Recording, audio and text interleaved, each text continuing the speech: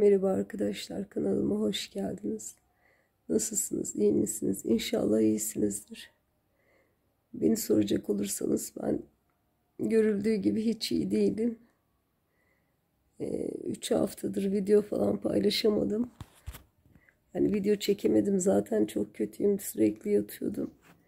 Önce sağlık ocağı, sonra işte onun verdiği ilaçlarla geçmedi. Acile de gittim. Tekrar iğne yaptılar. O gün ilk gittiğimde de yapmışlardı.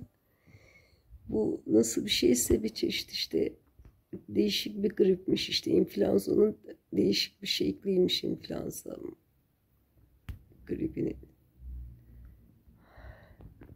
Şimdi sadece böyle haber etmek için, yani kaç günlerdir böyle zaten Instagram'da da bir şey paylaşmıyorum. Orada bir hastalandığımı söylemiştim sadece. Ondan sonra video falan da çekemedim dediğim gibi. Bugün böyle bir parça kendimi toplayıp şöyle dururken bir video paylaşmak istedim. En azından kısa video. Vallahi çok kötü durumlar. Artık yara bere ne olursa olsun dedim. Böyle çekmek istedim. Kendinize dikkat edin.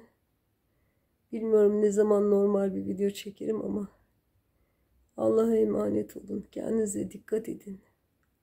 Bu çok fena, yani bu bildiğiniz gibi değil.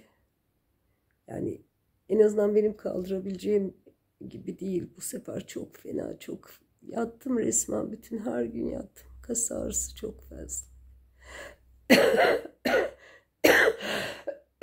Öksürük bu, yatışmış hali.